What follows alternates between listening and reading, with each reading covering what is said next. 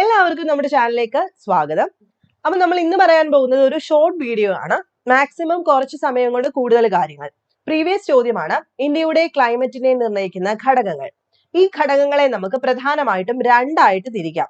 ഇന്ത്യയുടെ കാലാവസ്ഥയെ നിർണ്ണയിക്കുന്ന ഘടകങ്ങളെ നമുക്ക് രണ്ടായിട്ട് തിരിക്കാം. എങ്ങനെ? ഇന്ത്യയുടെ സ്ഥാനം അല്ലെങ്കിൽ ഭൂപ്രകൃതിയുമായി ബന്ധപ്പെട്ട ഘടകങ്ങളെന്നും അന്തരീക്ഷ മർദ്ദം, കാറ്റ് എന്നിവ കൊണ്ടുണ്ടാവുന്ന ഘടകങ്ങളെന്നും. നമ്മൾ ഈ ക്ലാസ്സിൽ ഡിസ്കസ് ചെയ്യുന്നത് ഇന്ത്യയുടെ സ്ഥാനം അല്ലെങ്കിൽ ഭൂപ്രകൃതിയുമായി ബന്ധപ്പെട്ട ഘടകങ്ങൾ എങ്ങനെയാണ് ഇന്ത്യയുടെ ക്ലൈമറ്റിനെ നിർണ്ണയിക്കുന്നതെന്ന് മാത്രമാണ്. ഷോർട്ട് വീഡിയോ നമുക്ക് വേഗത്തിൽ നോക്കാം. ഉള്ളിൽ പറയുന്ന കാര്യങ്ങളെല്ലാം തന്നെ വേണ്ട പോയിന്റ്സ് മാത്രമേ പറയൂ, അത് നോട്ട് ചെയ്ത് പഠിക്കാം. ആദ്യം നമ്മൾ പറയാൻ പോകുന്നത് സ്ഥാനവും ഭൂപ്രകൃതിയുമായി ബന്ധപ്പെട്ട ഘടകങ്ങൾ. ഇന്ത്യയുടെ പൊസിഷൻ അല്ലെങ്കിൽ ഇന്ത്യയുടെ ആ ഫിസിയോഗ്രഫി കൊണ്ടുണ്ടാവുന്ന ക്ലൈമറ്റിനകത്ത് വരുന്ന വ്യത്യാസങ്ങൾ എന്തൊക്കെയാണ്? നമ്പർ 1 അക്ഷാംശമാണ്. ഒന്നാമത്തെ ഫാക്ടർ എന്താണ്? ഇന്ത്യയുടെ അക്ഷാംശം. 2 ഇന്ത്യയുടെ കടലിന്റെയും കരയുടെയും വിതരണം. 3 കടലിൽ നിന്നുള്ള അകലം, പ്രദേശങ്ങളുടെ അകലം. 4 ഉയരം. അതുപോലെ 5 റിലീഫ് അഥവാ ഭൂപ്രകൃതി. 5 ഫാക്ടേഴ്സ് ആണ് കാലാവസ്ഥയെ ബാധിക്കുന്നത്. എന്തിന്റെ ബേസിസിൽ? സ്ഥാനവും ഭൂപ്രകൃതിയുമായി ബന്ധപ്പെട്ട ബേസിസിൽ. മനസ്സിലാവുന്നുണ്ടല്ലോ? അക്ഷാംശം, കരയുടെയും കടലിന്റെയും വിതരണം, കടലിൽ നിന്നുള്ള അകലം, ഭൂപ്രകൃതി, അതുപോലെ തന്നെ ഉയരം. ഇത്രയുമാണ് ഇന്ത്യയുടെ കാലാവസ്ഥയെ ബാധിക്കുന്ന സ്ഥാനവും ഭൂപ്രകൃതിയുമായി ബന്ധപ്പെട്ട ഫാക്ടേഴ്സ് എന്ന് പറയുന്നത്. ഇനി അകത്തുള്ള കാര്യങ്ങൾ ഓടിച്ചിട്ടൊന്ന് പറയാം. ഇന്ത്യയുടെ അക്ഷാംശീയ സ്ഥാനം എത്രയാണ്?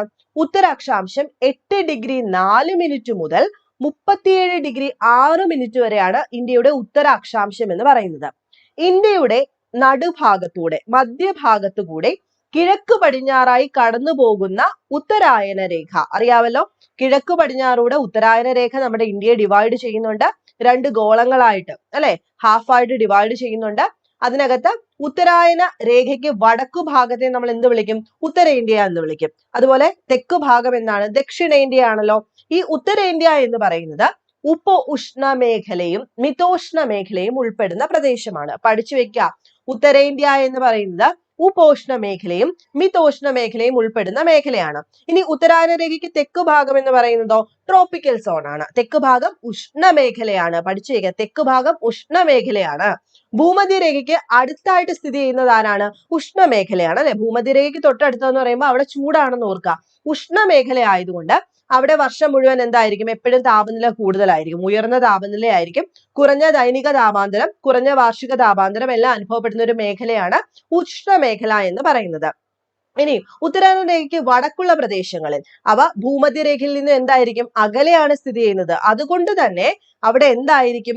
ദിവസത്തിലെയും വർഷത്തിലെയും ഉയർന്ന താപ വ്യതിയാനത്തോടു കൂടിയ തീവ്ര കാലാവസ്ഥ അനുഭവപ്പെടുന്നു. അപ്പൊ ഉഷ്ണമേഖല എന്ന് പറയുന്നത് ഭൂമധ്യരേഖയോട് ചേർന്ന് കാണുന്നത് കൊണ്ട് അവിടുത്തെ ഉയർന്ന അതായത് എക്സ്ട്രീം ക്ലൈമറ്റിലോട്ട് പോകുന്നില്ല. എന്നാൽ ഉത്തരേന്ത്യ ഉൾപ്പെടുന്ന ഉഷ്ണമേഖല, മിതോഷ്ണമേഖല എന്ന് പറയുന്നത് ഭൂമധ്യരേഖയിൽ നിന്നും അകലെ ആയതുകൊണ്ട് എന്ത് പറ്റുന്നു?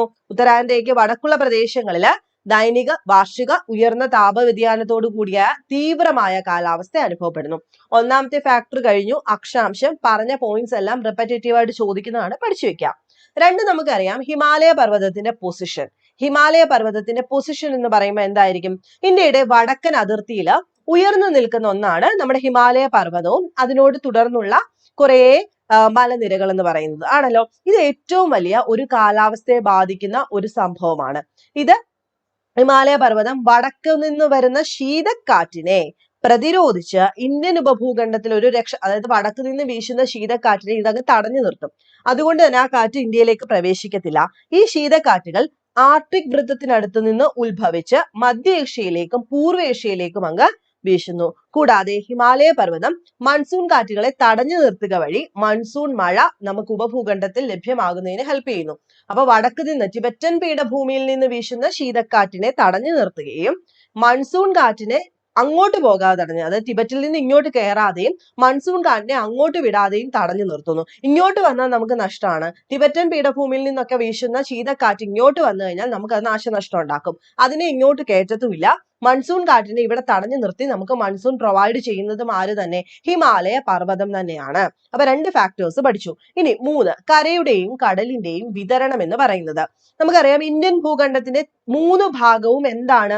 ഇന്ത്യൻ മഹാസമുദ്രത്താലും വടക്കു ഭാഗം ഉയർന്നു നിൽക്കുന്ന ഹിമാലയത്താലും ചുറ്റപ്പെട്ടിരിക്കുകയാണ്. അപ്പൊ കടലിനെ അപേക്ഷിച്ച് നമുക്കറിയാം കര എന്ത് പറ്റും?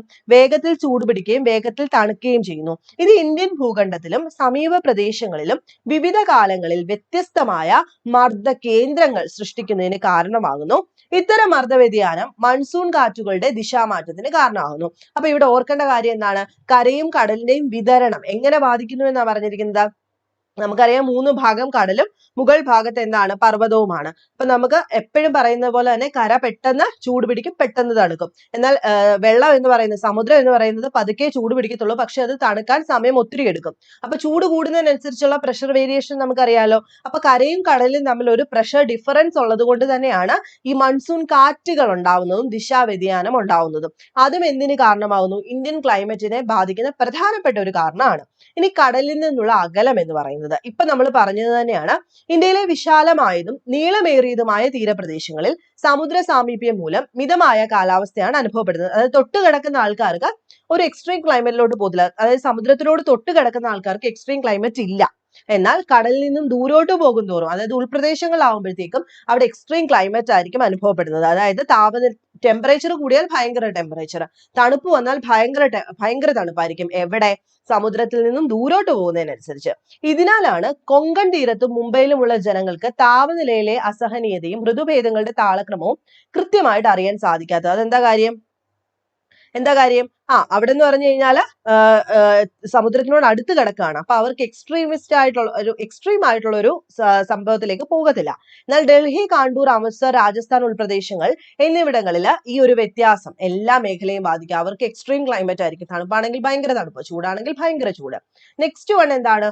ഉയരം എന്നുള്ളതാണ്. ഇപ്പൊ ഉയരം കൂടുന്തോറും എന്താ നമ്മൾ പഠിച്ചിട്ടുള്ളത്? ടെമ്പറേച്ചർ കുറയും. ഉയരം കൂടുന്തോറും ടെമ്പറേച്ചർ കുറയും. ഉയരമേറിയ പർവ്വത പ്രദേശങ്ങൾ സമതലത്തിനേക്കാളും തണുപ്പുള്ളതായിരിക്കും. എക്സാമ്പിൾ എന്താ? ആഗ്ര, ഡാർജിലിംഗ് അല്ലെ? ആഗ്രയും ഡാർജിലിംഗും ഒക്കെ അക്ഷാംശ പ്രദേശം ഒന്നാണെങ്കിലും ജനുവരി താപനില ആഗ്രയിൽ 10 ഡിഗ്രി സെൽഷ്യസും എന്നാൽ ഡാർജിലിംഗിൽ എത്ര ആയിരിക്കും? 4 ഡിഗ്രി സെൽഷ്യസിലും ആയിരിക്കും. അതായത് ഉയരം കൂടുന്നതിനനുസരിച്ച് ടെമ്പറേച്ചർ കുറയുന്നതാണ്. അതും ക്ലൈമറ്റിനെ ബാധിക്കുന്ന ഒരു ഫാക്ടറാണ്. ഇനി ലാസ്റ്റ് വണ്ണാണ് ഭൂപ്രകൃതി അഥവാ റിലീഫ് എന്ന് പറയുന്നത്. എങ്ങനെയാ ബാധിക്കുന്നത്? നമ്മുടെ ഭൂപ്രകൃതി നമുക്കറിയാം, എങ്ങനെയൊക്കെയാണ് നമ്മൾ പഠിച്ചിട്ടുണ്ട് അല്ലെ? ഇന്ത്യയുടെ സവിശേഷമായ ഭൂപ്രകൃതി അതിന്റെ താപവിതരണം, അന്തരീക്ഷ മർദ്ദം, കാറ്റിന്റെ ദിശ, വേഗത, മഴയുടെ അളവ് വിതരണം തുടങ്ങിയവയെ സ്വാധീനിക്കുന്ന ഒരു പ്രധാനപ്പെട്ട ഫാക്ടറാണ്. പശ്ചിമഘട്ട മലനിരകളുടെയും അസമിന്റെയും കാറ്റിന് അഭിമുഖമായ ഭാഗങ്ങളിൽ ജൂൺ മുതൽ സെപ്റ്റംബർ വരെയുള്ള കാലങ്ങളിൽ നമുക്കറിയാം ഇടവപ്പാതി മഴ അല്ലെ കിട്ടുന്ന ഒരു സമയമാണ്.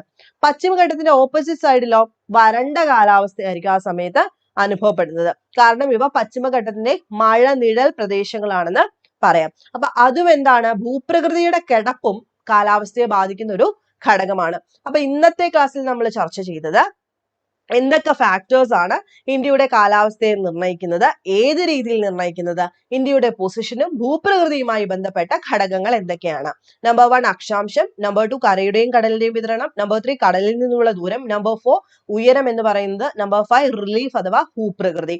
ഇതിനകത്ത് എന്തെങ്കിലും സംശയങ്ങൾ ഉണ്ടെങ്കിൽ ചോദിക്കുക. നെക്സ്റ്റ് പാർട്ടിൽ നമുക്ക് ബാക്കി, അതായത് അന്തരീക്ഷ മർദ്ദം, കാറ്റ് എന്നിവയെ ബാധിക്കുന്ന ഫാക്ടേഴ്സും ജെറ്റ് പ്രവാഹം, അതുപോലെ നമുക്ക് പഠിക്കാനുള്ള പ്രധാനപ്പെട്ട മറ്റൊരുപാട് കാര്യങ്ങളുണ്ട്. എൽനിനോ, ലാനിനോ പ്രതിഭാസം, അതുപോലെ വെസ്റ്റേൺ സൈക്ലോണിക് ഡിസ്റ്റർബൻസ്, അതൊക്കെ നമുക്ക് ആ കൂട്ടത്തിൽ പറഞ്ഞു പോകാം. അപ്പൊ ഷോർട്ട് വീഡിയോ ആയതുകൊണ്ടാണ് ഞാൻ മാക്സിമം സ്പീഡിൽ പറഞ്ഞത്. ഇതൊക്കെ നേരത്തെ നമ്മൾ പഠിച്ചിട്ടുള്ളതാണ്, റിവൈസ് ചെയ്യാനൂടെ യൂസ് ചെയ്യുക. അപ്പൊ നിങ്ങൾക്ക് വീഡിയോസ് ഇഷ്ടമാകുന്നുണ്ടെങ്കിൽ ഒന്ന് ലൈക്ക് ചെയ്യണം കേട്ടോ. എനിക്കൂടെ ഒന്ന് മനസ്സിലാവാൻ വേണ്ടിയിട്ടാണ്. നിങ്ങൾക്ക് ഇതൊക്കെ ഇഷ്ടപ്പെടുന്നുണ്ടോ, നിങ്ങൾക്ക് പ്രയോജനമാകുന്നുണ്ടോ എന്ന് ഒന്ന് ലൈക്ക് ചെയ്യുക. ഷെയർ ചെയ്യാൻ പറ്റുന്നവരൊന്ന് ഷെയർ ചെയ്യുക, കമന്റും കൂടെ ചെയ്തേക്കുക. അപ്പൊ നെക്സ്റ്റ് വീഡിയോയിൽ കാണാം.